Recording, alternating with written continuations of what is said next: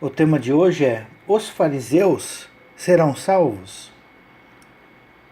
Antes de entrar no assunto propriamente dito, quero ressaltar que nunca devemos generalizar grupos de pessoas, pois sempre há exceções entre elas.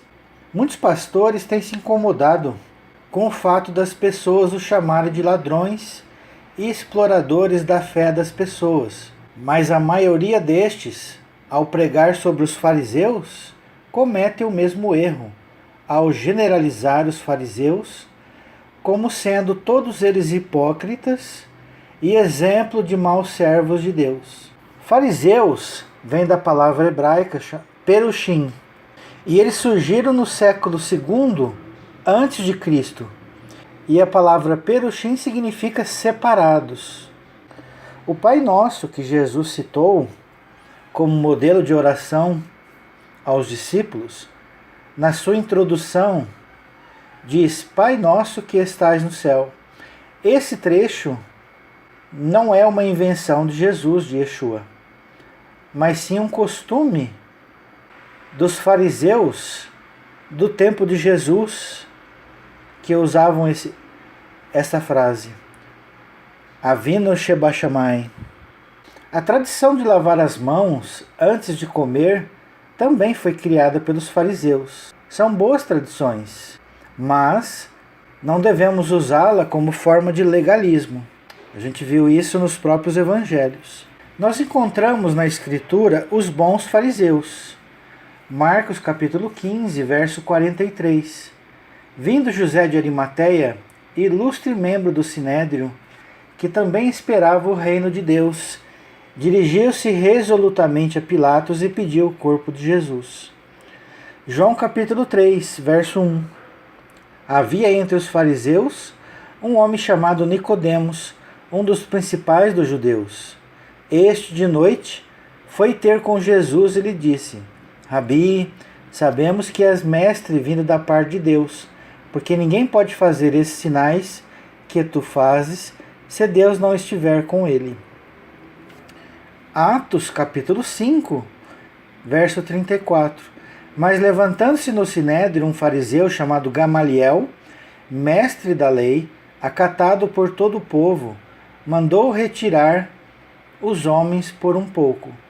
E lhes disse: Israelitas, atentai bem no que ides fazer a estes homens, porque antes desses dias se levantou Teudas, insinuando ser ele alguma coisa, ao qual se agregaram cerca de 400 homens, mas ele foi morto, e todos quanto lhe prestavam obediência se dispersaram e deram em nada. Depois deste levantou-se Judas, o Galileu, nos dias do recenseamento, e levou muitos consigo. Também este pereceu, e todos quanto lhe obedeciam foram dispersos. Agora vos digo, dai de mão a estes homens, deixai-os, porque se esse conselho ou esta obra vem de homens, perecerá. Mas, se é de Deus, não podeis destruí-los, para que não sejais, porventura, achados lutando contra Deus. E concordaram com ele. E o mais famoso dos fariseus era Paulo. Atos capítulo 23, verso 6. Sabendo Paulo que uma parte do sinédrio se compunha de saduceus e outra de fariseus, exclamou: Varões e irmãos, eu sou fariseu, filho de fariseus. No tocante à esperança e à ressurreição dos mortos, sou julgado.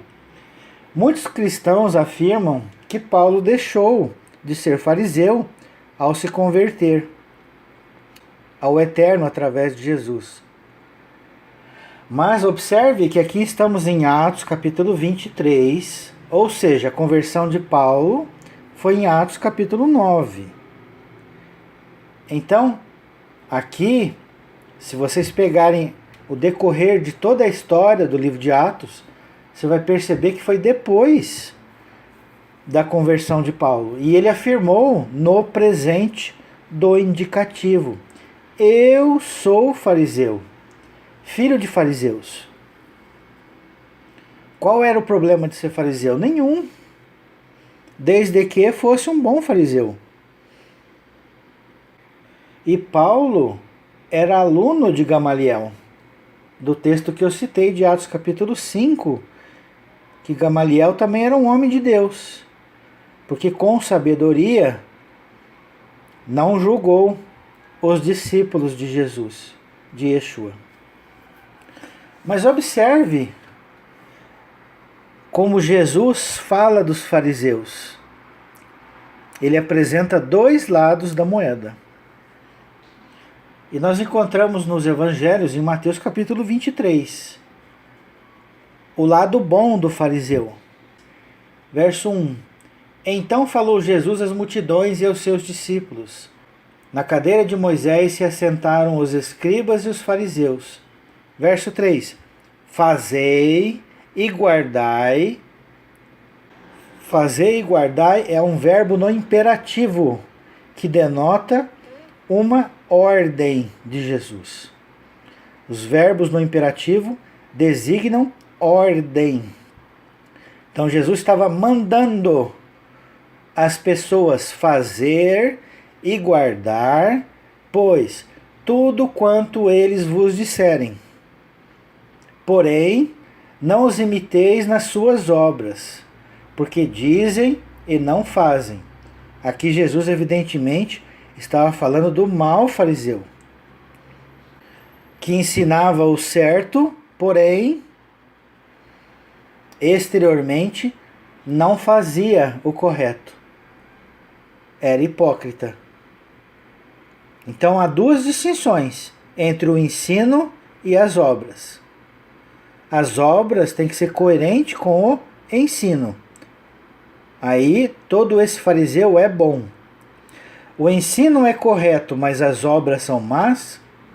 Então esse fariseu é o mau fariseu, porém ele ensina a verdade. E há aquele fariseu que ensina o erro e as obras são más. Esse é um fariseu pior ainda. Então a gente precisa ter esse discernimento. Então olha só, não podemos então generalizar de colocar todos os fariseus como hipócritas. Pois havia em Israel um grupo de fariseus e que eram realmente hipócritas na época de Jesus. E eram maus servos. Contudo, Jesus, por exemplo, nunca chamou de hipócrita o fariseu Nicodemos, mas sim aqueles que o perseguiam. Então nós temos que separar o joio do trigo.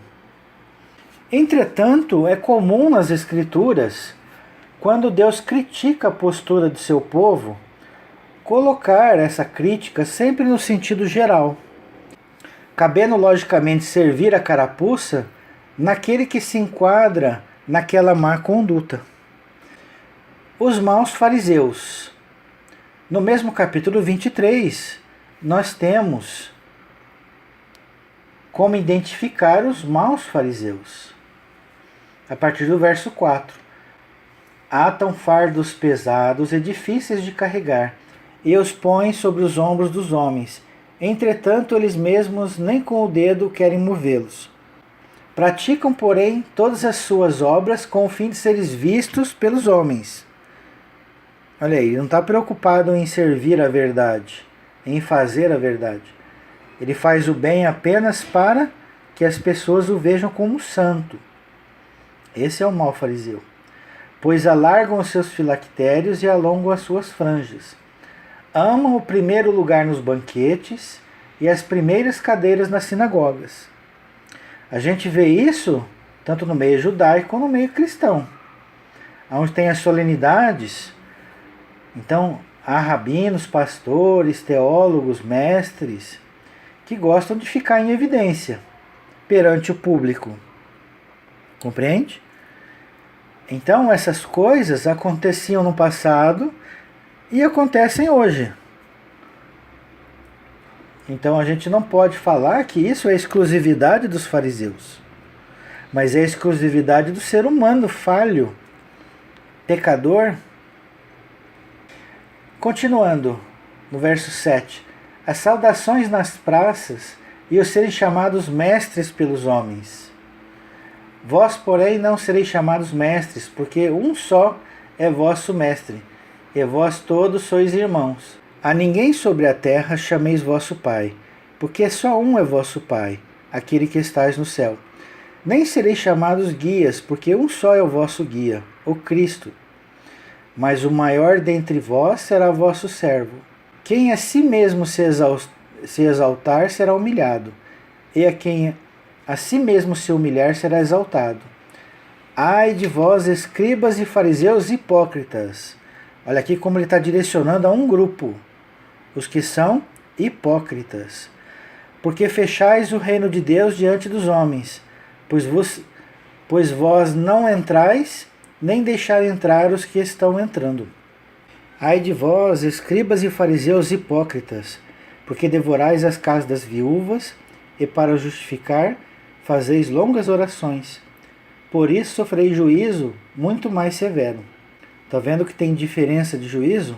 Ai de vós, escribas e fariseus hipócritas, porque rodeais o mar e a terra para fazer um prosélito, e uma vez feito, o tornais filhos do inferno 2 vezes mais do que vós. Ai de vós, guias cegos, que dizeis: quem jurar pelo santuário, isto é nada, mas se alguém jurar pelo ouro do santuário, fica obrigado pelo que jurou. Insensatos e cegos, pois qual é maior, o ouro ou o santuário que santifica o ouro? E dizeis: quem jurar pelo altar, isto é nada. Quem, porém, jurar pela oferta que está sobre o altar, fica obrigado pelo que jurou. Cegos, pois qual é maior, a oferta ou o altar que santifica a oferta? Portanto, quem jurar pelo altar, jura por ele e por tudo que sobre ele está. Quem jurar pelo santuário, jura por ele e por aquele que nele habita. E quem jurar pelo céu, jura pelo trono de Deus e por aquele que no trono está sentado. Ai de vós, escribas e fariseus hipócritas, porque dais o dízimo da hortelã, do endro e do cominho, e tendes negligenciado os preceitos mais importantes da lei, a justiça, a misericórdia e a fé. Deveis, portanto, fazer estas coisas sem omitir aquelas. Então ele está falando aqui que é mais importante ter misericórdia, ter fé, praticar a justiça, do que cumprir a lei exteriormente. Então eles estavam dando o dízimo, mas viviam sem misericórdia, sem fé e sem praticar a justiça. Então Jesus foi claro que deveria fazer essas coisas sem omitir aquelas. É claro que nesse contexto de dízimo, nós devemos entender que isso era no tempo de Jesus, porque o templo ainda estava de pé, e o templo só foi destruído no ano 70.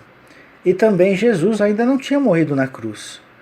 Então ainda não houve a mudança de sacerdócio, de Levítico para o de Melquisedeque, o sacerdócio que é eterno. Então os dízimos era para vigorar enquanto houvesse sacerdócio levítico, enquanto houvesse templo literal físico. E que após a morte de Jesus, apenas as ofertas. Mas o objetivo era semelhante ao dízimo: assistir o órfão, a viúva, o estrangeiro. Continuando, guias cegos, que quais o mosquito engolis o camelo. Ai de vós, escribas e fariseus hipócritas, porque limpais o exterior do copo e do prato, mas estes por dentro estão cheios de rapina e intemperança.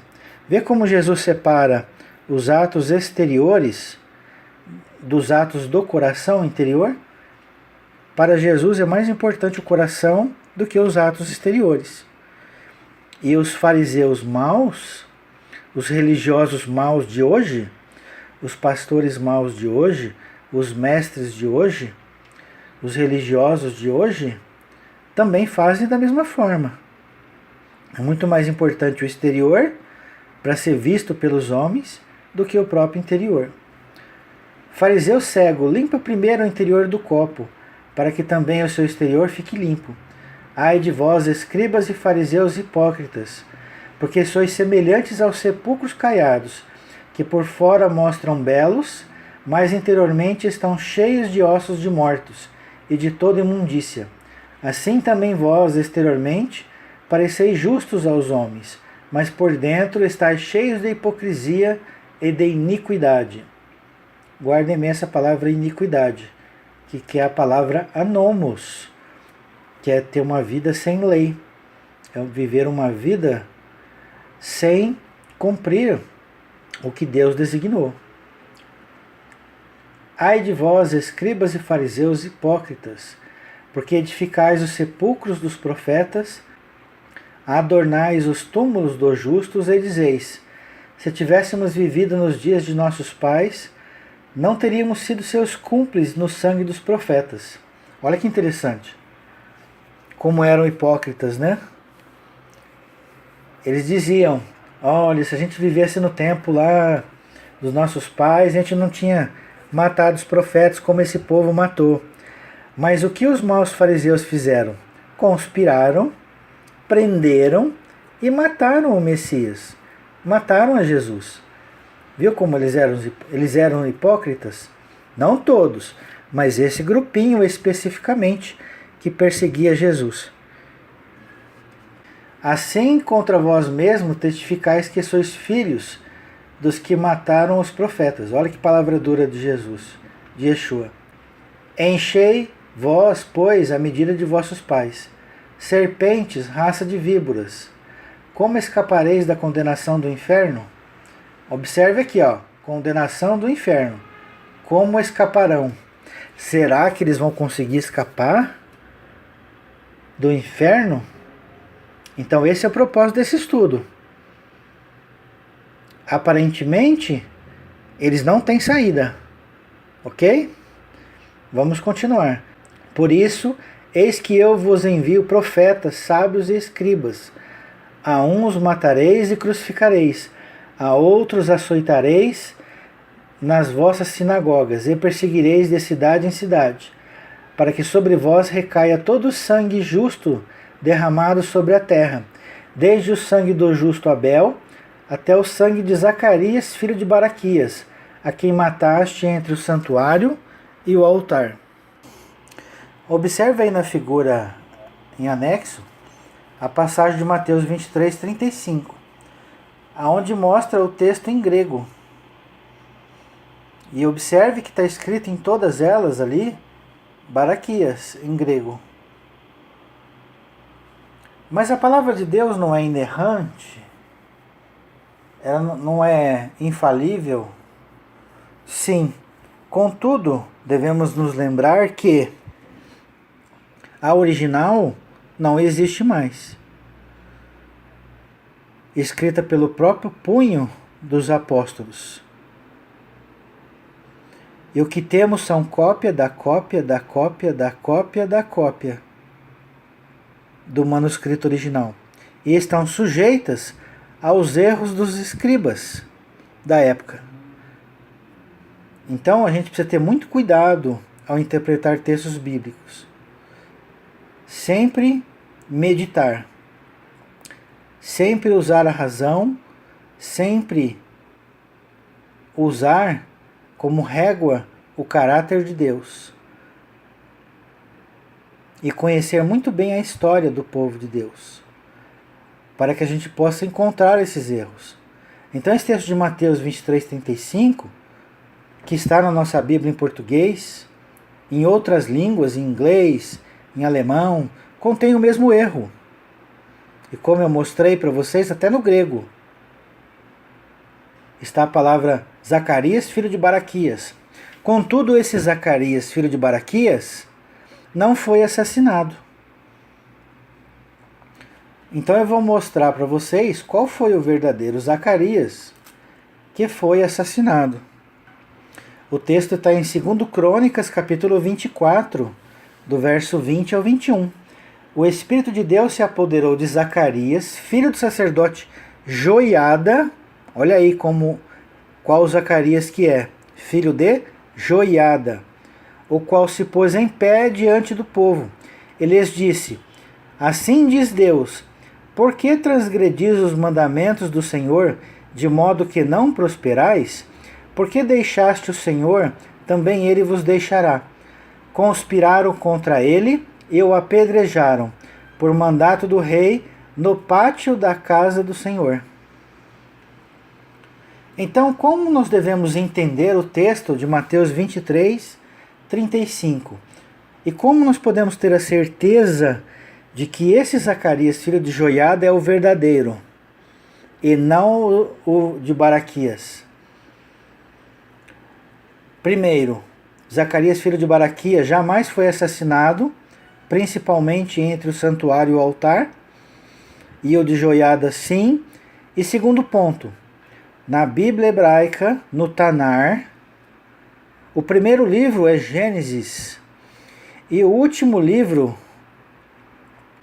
do Tanar, que nós chamamos de Antigo Testamento, é exatamente o livro de 2 Crônicas.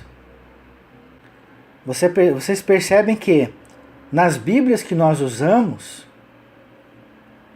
mudaram-se a ordem dos livros. Então, nas nossas Bíblias começam com Gênesis e vai até Malaquias. Porém, se você usar essa ordem, você não vai entender essa passagem de Mateus 23, 35, que Jesus está dizendo aqui. O sangue de Abel, que foi o primeiro a ser morto, até o filho de Zacarias, filho de Joiada. Ou seja, todo o sangue derramado do Tanar, do Antigo Testamento, segundo a Bíblia hebraica, será requerido daqueles que o mataram. Compreende? Quem usa a Bíblia cristã com outra ordem não consegue entender essa passagem, não consegue perceber este ensino de Jesus. Então, muito cuidado ao analisar os textos bíblicos. Não analisemos um texto cegamente. Temos que meditar cuidadosamente em cada um deles. Vamos ver agora algumas passagens que vão dar indícios se os fariseus vão ser condenados ou serão salvos. Mateus capítulo 3, verso 7. Vendo ele, porém, que muitos fariseus e saduceus vinham ao batismo, disse-lhes: raça de víboras, quem vos induziu a fugir da ira vindoura? Então João Batista falando sobre os fariseus. Produzi, pois, frutos dignos de arrependimento. Olha só. Então, se não houver frutos dignos de arrependimento, como eles irão fugir da ira vindoura? Olha só. A condicional, né? E não comeceis a dizer entre vós mesmos: temos por pai Abraão, porque eu vos afirmo que dessas pedras Deus pode suscitar filhos a Abraão. Já está posto o machado à raiz das árvores. Toda árvore, pois, que não produz bom fruto é cortada e lançada ao fogo. Ou seja, a boa árvore que produz bom fruto não será cortada, mas a que não der fruto, como a figueira estéril, será lançada no fogo. Aonde que é o fogo? O inferno. Então nós temos indícios aqui. Se não houver frutos dignos de arrependimento, esses fariseus estão condenados. Mas será que podemos cravar que eles estão condenados para todo sempre? Vamos continuar. Mateus capítulo 5, verso 20. Porque vos digo que se a vossa justiça não exceder a dos escribas e fariseus, de modo nenhum entrarei no reino dos céus. Então observe, se a vossa justiça não exceder a dos escribas e fariseus, de modo nenhum entrarei no reino dos céus. Então a segunda condicional, frutos dignos de arrependimento. É isso aqui. Praticar obras de justiça que excedem a dos escribas e fariseus. Porque eles faziam, em sua grande maioria, para serem vistos diante dos homens, mas o seu coração não tinha a misericórdia, o amor e a fé genuína. porque muitos deles eram legalistas. Mateus capítulo 9, verso 34. Mas os fariseus murmuravam: pelo maioral dos demônios é que expele os demônios. Outra conduta inadequada dos maus fariseus era colocar tudo que Jesus fazia como vindo dos demônios. Então a gente tem um modelo hoje de que um irmão comenta uma coisa e o outro diz: isso que você está dizendo é do demônio, é de Satanás. Então não tome partido de A ou B, analise A ou B. Veja qual é mais coerente com o eterno, com o caráter do eterno, bondade, sabedoria e justiça, perfeição plena em todos esses atributos. Porque muitos que se dizem religiosos, ao ouvirem a verdade plena e verdadeira, não vão gostar. E vão dizer que isso é coisa do demônio. Então, antes de julgar alguém, seja de que lado estiver, verifique qual é coerente com o eterno, qual é coerente com a lógica divina de Deus. Mateus capítulo 12, olha outro exemplo, verso 24. Mas os fariseus, ouvindo isso, diziam: este não expulsa os demônios, senão por Beelzebu, príncipe dos demônios. Mateus capítulo 12, verso 14. Retirando-se, porém, os fariseus, conspiraram contra ele, sobre como lhe tirariam a vida. Exatamente o que Jesus disse, em que eu li agora há pouco, Mateus 23. Onde eles batiam no peito, dizendo assim: no tempo dos nossos pais, se a gente estivesse vivo, a gente não mataria os profetas. E com Jesus fizeram o quê? Conspiraram e mataram. Olha o que Jesus disse sobre os falsos fariseus. Mateus capítulo 15, verso 10. E tendo convocado a multidão, lhes disse: ouvi e entendei. Não é o que entra pela boca o que contamina o homem, mas o que sai da boca. Isso sim contamina o homem. Então, aproximando-se dele, os discípulos disseram: sabes que os fariseus, ouvindo a tua palavra, se escandalizaram? Olha só. Percebe? Quando ouve a verdade, se escandalizaram. Chama de demônio. Chamaram Jesus de ser Beelzebu, chefe dos demônios. Lembra? Continuando, verso 13. Ele, porém, respondeu: toda planta que meu Pai Celestial não plantou será arrancada. Deixai-os. São cegos, guia de cegos. O que é essa palavra guia aqui? É a palavra pastoreio. Um líder, um mestre, um pastor, um rabino que guia cegos. Sendo este rabino, pastor e mestre cego, olha o que Jesus disse que acontece. Ora, se um cego guiar outro cego, cairão ambos no barranco. Aqui Jesus está falando no sentido literal, uma figura. Mas será que esse barranco aqui será literalmente? Esses falsos líderes e falsos ovelhas que derem ouvido aos falsos mestres vão cair num barranco literal? Não. Esse barranco aqui é o abismo. É o Sheol, região dos mortos, região de sofrimento e inferno de fogo.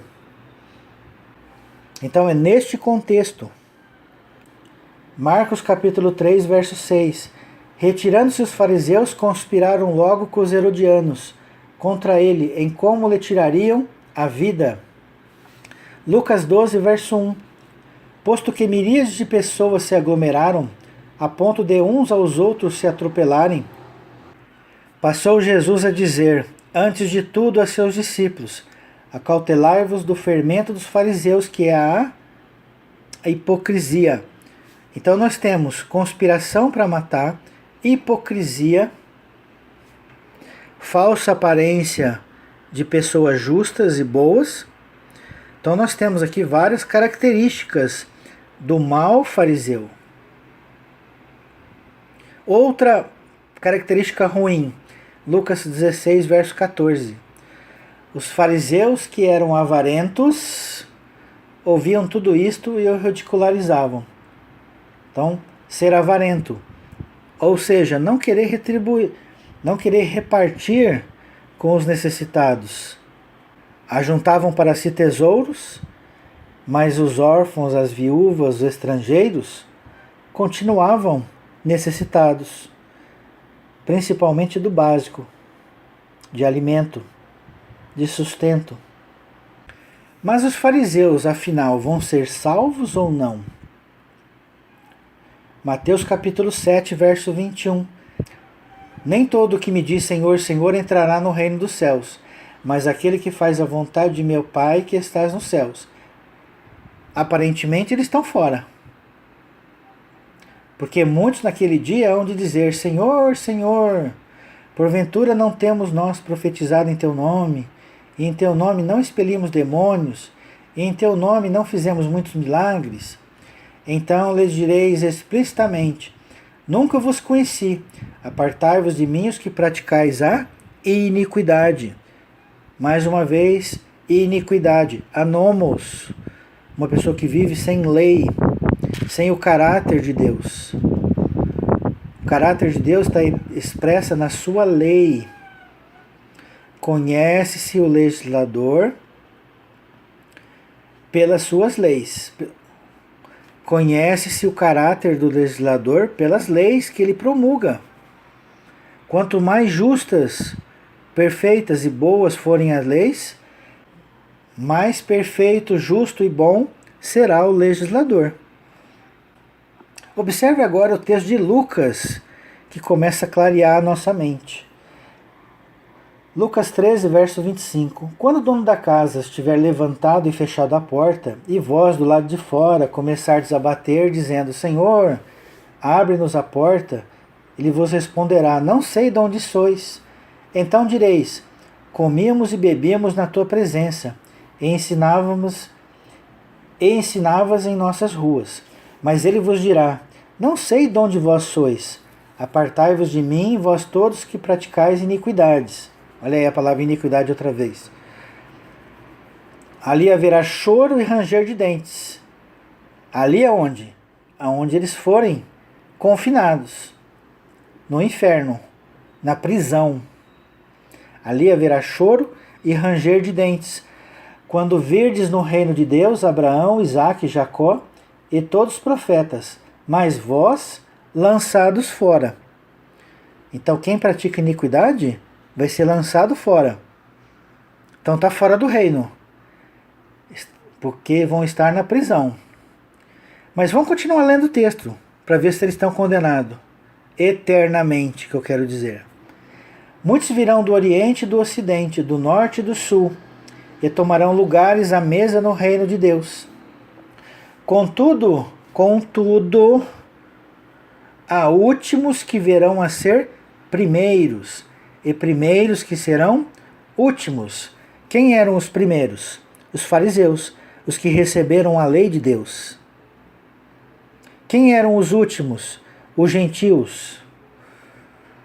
E aqui Jesus disse, contudo, há últimos que virão a ser primeiros, e os primeiros que serão últimos. A questão é, os últimos serão salvos? Sim ou não? Observe aqui que nós estamos vendo uma grande fila, aonde os primeiros da fila vão lá para o final da fila, e os do final da fila vêm para o início da fila. Estão vendo a figura? Estão percebendo a figura de linguagem que Jesus usou? Mas o texto-chave deste estudo está aqui em Mateus 21.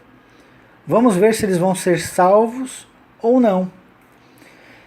Os fariseus hipócritas. Verso 21. E o que vos parece? Um homem tinha 2 filhos. Chegando-se ao primeiro, disse, Filho, vai hoje trabalhar na vinha. Ele respondeu, Sim, senhor, porém não foi. Dirigindo-se ao segundo, disse-lhe a mesma coisa. Mas este respondeu, Não quero. Depois arrependido foi. Qual dos 2 fez a vontade do Pai? O segundo. Declarou-lhe Jesus. Olha a frase de Jesus. Em verdade vos digo, que publicanos e meretrizes vos precedem no reino de Deus.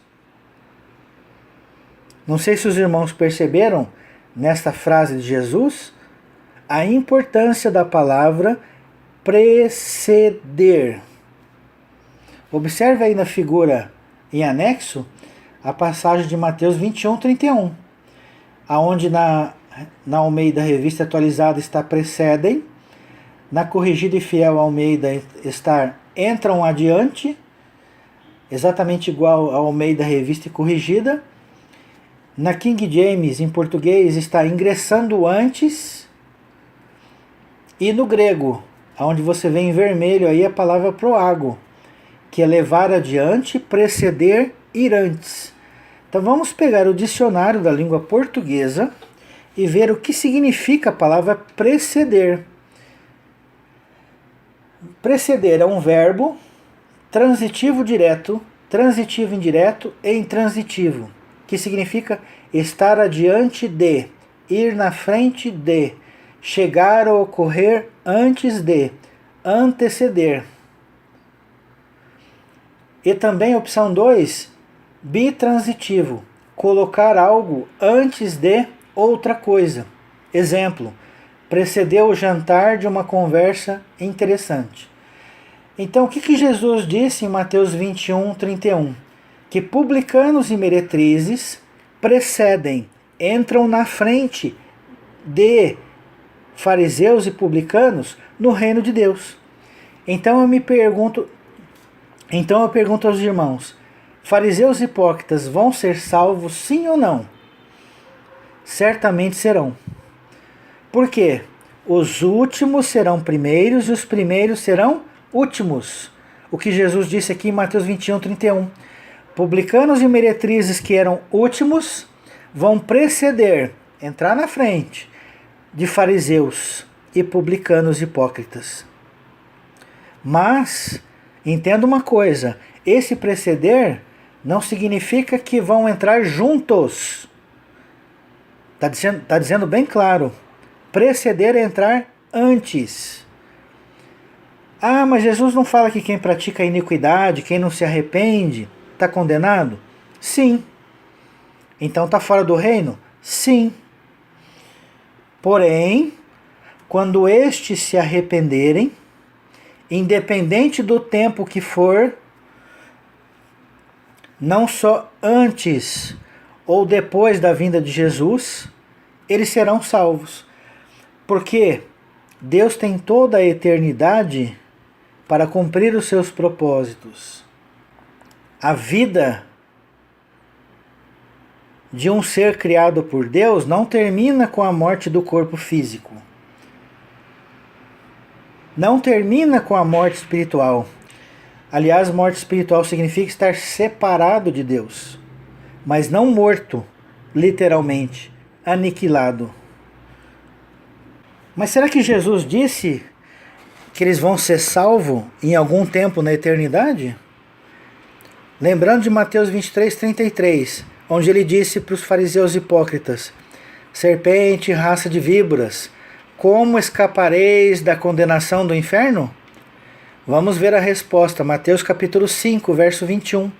Ouviste o que foi dito aos antigos, não matarás, e quem matar estará sujeito a julgamento. Eu, porém, vos digo que todo aquele que sem motivo se irar contra seu irmão estará sujeito a julgamento. E quem proferir um insulto a seu irmão estará sujeito ao julgamento do tribunal. E quem lhe chamar tolo estará sujeito ao inferno de fogo. O que os fariseus fizeram? Chamaram Jesus de Beelzebu. Caiu nesse contexto aqui, de inferno de fogo. Porque eles mataram Jesus no coração, antes de o matarem fisicamente. Percebem? Então vamos continuar lendo. Mateus 5. Se, pois, ao trazeres ao altar a tua oferta, ali te lembrares de que teu irmão tem alguma coisa contra ti, deixa perante o altar a tua oferta, vai primeiro reconciliar-te com teu irmão, e então voltando faze a tua oferta. Entre em acordo sem demora com teu adversário, enquanto estás com ele a caminho, para que o adversário não te entregue ao juiz oficial de justiça e seja recolhido à prisão. Observe que prisão está ligado com o inferno de fogo, do verso 21. Então, enquanto está na vida física, devemos nos reconciliar com o adversário, para não ser recolhido à prisão. Mas eu consigo sair da prisão depois da morte física? Depois que tiver sido condenado? Olha o que Jesus disse no verso 26. Em verdade te digo que não sairás dali, enquanto não pagares o último centavo. Então, na eternidade, tem como se pagar, sim, Senhor, o último centavo. Qual é a moeda que Deus aceita? O que foi determinado na Escritura. Produzir, pois, frutos dignos de arrependimento. Fazer as obras de justiça, ter misericórdia. Somente quando esses fariseus que estiverem condenados se arrependerem, com sinceridade, porque Deus sonda o coração e sabe quando isso é sincero ou não, aí sim eles sairão da prisão. E aí, como eles estão em último lugar, entrarão no reino. Lembre-se do que Jesus disse. Há primeiros que vão ser últimos e últimos que vão ser primeiros. Se eu sou o último da fila, eu estou na fila para entrar do cinema. Eu vou ficar de fora? Eu sou o último da fila.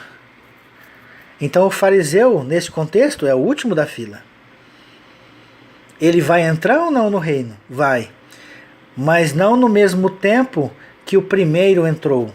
Não no mesmo tempo que aquele irmão do meio da fila entrou. Então há uma explicação superficial da teologia tradicional, convencional, em que aparentemente todo mundo vai entrar junto no reino. Não é assim que acontece. Deus não tem 50 anos para fazer a sua obra. Deus não tem 2000 anos para fazer a sua obra. Deus não tem 7000 anos para fazer a sua obra. Deus tem a eternidade para fazer a sua obra. Deus não está preso ao tempo. Deus não está preso ao espaço. Então a gente não pode colocar Deus dentro de uma caixinha. A gente não pode limitar Deus. Deus não muda. Então o mesmo trabalho que Deus faz hoje conosco, Ele vai fazer na eternidade. Mateus 18, que é um paralelo para Mateus 5, de 21 a 26, vou ler a partir do 11.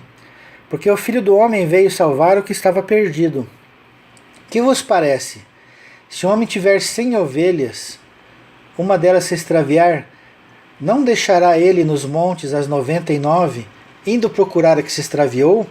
E se porventura a encontra, em verdade vos digo que maior prazer sentirá por causa desta do que pelas 99 que não se extraviaram.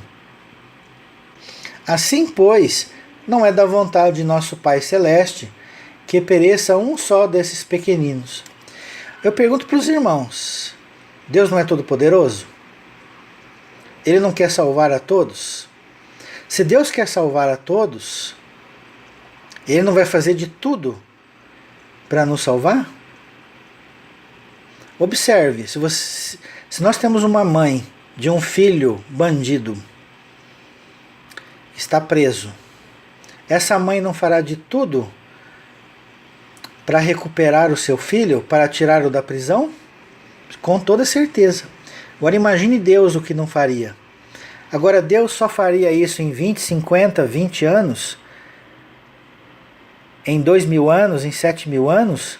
Ou Deus teria a eternidade toda para fazê-lo? Para tirá-lo da prisão? Com toda certeza. Então não há impossíveis para Deus. Quem coloca impossíveis para Deus são os homens, que não têm fé ou não conhecem o Deus a quem servem. Verso 15. Se teu irmão pecar contra ti, vai arguí-lo entre ti e ele só. Se ele te ouvir, ganhaste a teu irmão. Se porém não te ouvir, toma ainda contigo 1 ou 2 pessoas, para que pelo depoimento de 2 ou 3 testemunhas, toda palavra se estabeleça. E se ele não os atender, dizei-o à igreja. E se recusar a ouvir também a igreja, considera-o como gentil e publicano. Em verdade vos digo que tudo que ligardes na terra terá sido ligado nos céus, e tudo que desligardes na terra terá sido desligado nos céus.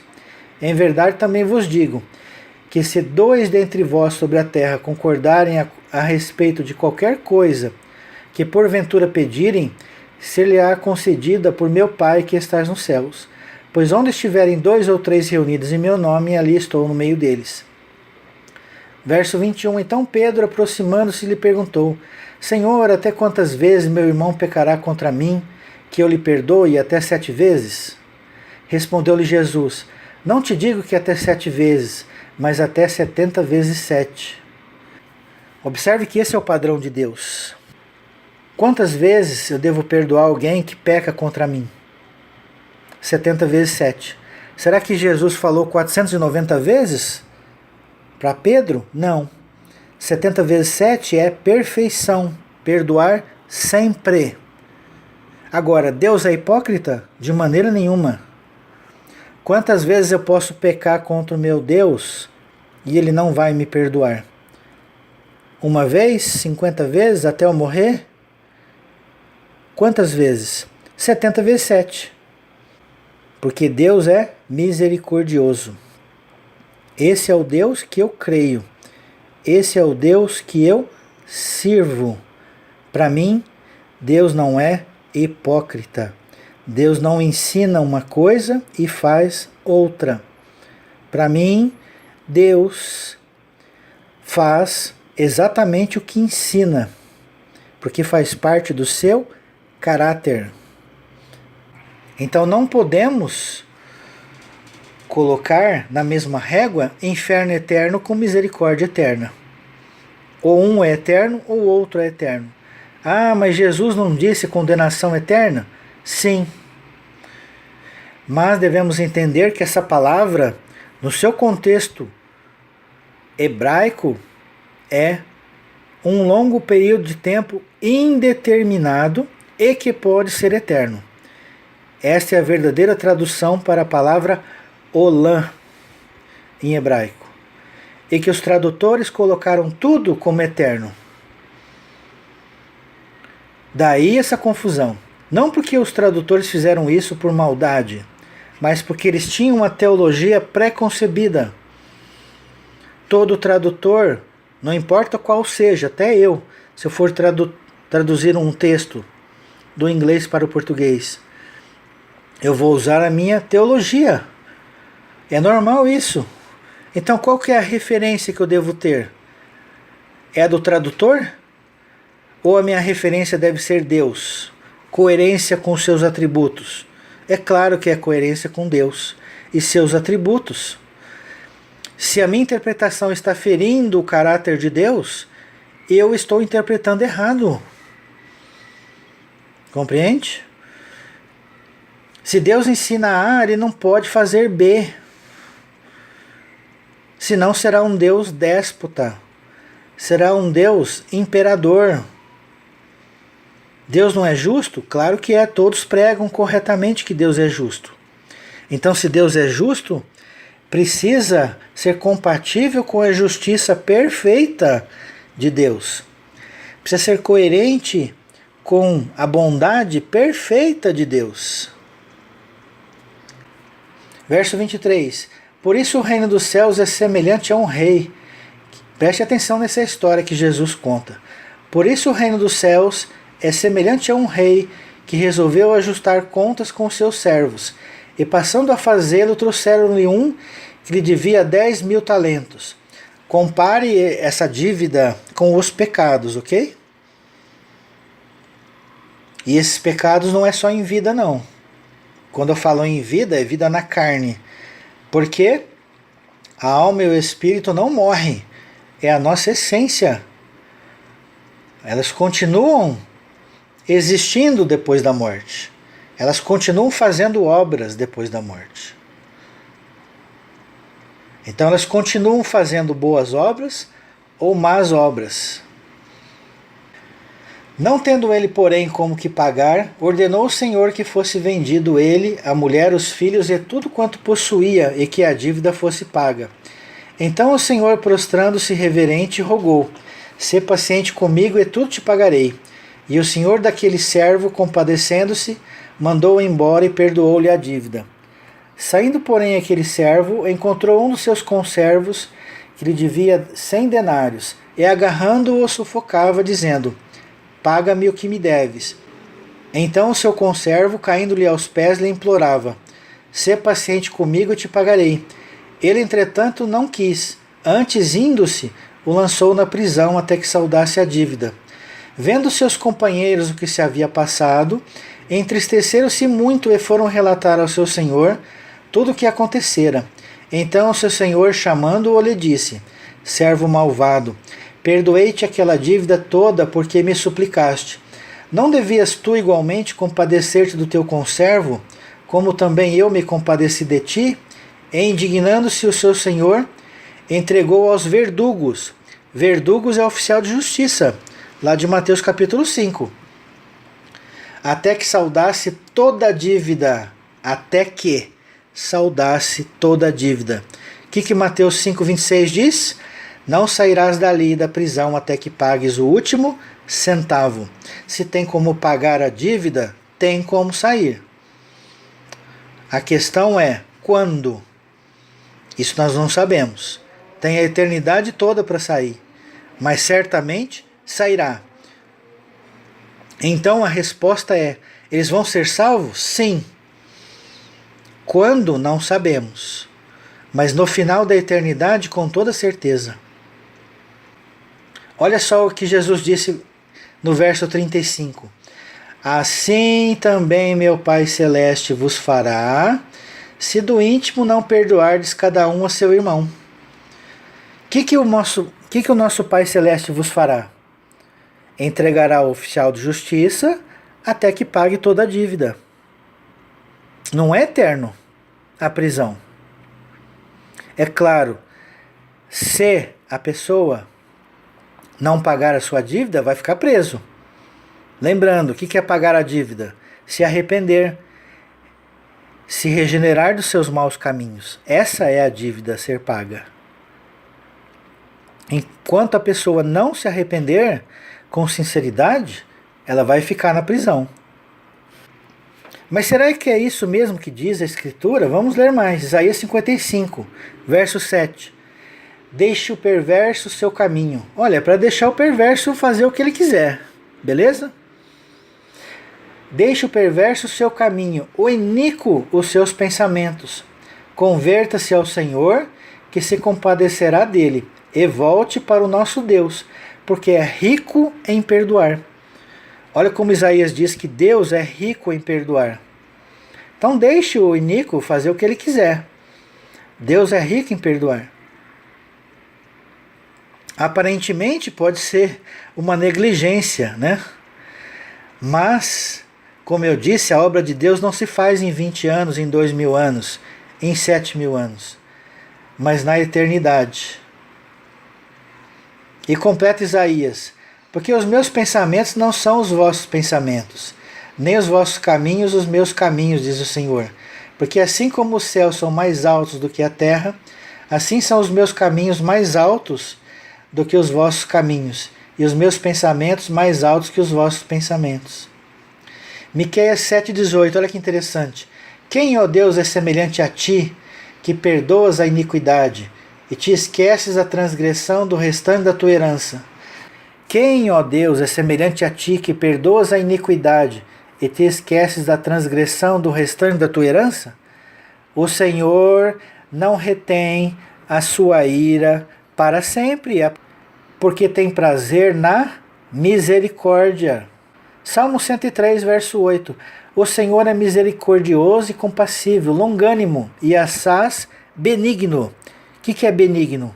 É que não tem maldade no coração. O mal que Deus pode fazer a uma pessoa tem como finalidade o bem. É benigno, não é maligno. Então o Salmo 103 diz que Deus é benigno. Verso 9: não repreende perpetuamente, nem conserva para sempre a sua ira. Verso 10: não nos trata segundo os nossos pecados, nem nos retribui consoantes as nossas iniquidades. Olha agora o texto de Tiago, capítulo 2, verso 13. Porque o juízo é sem misericórdia para aquele que não usou da misericórdia. A misericórdia triunfa sobre o juízo. Lembra que eu falei que o último centavo é a pessoa se arrepender e passar a agir com justiça, misericórdia, amor? Aí Deus vai nos julgar desta forma.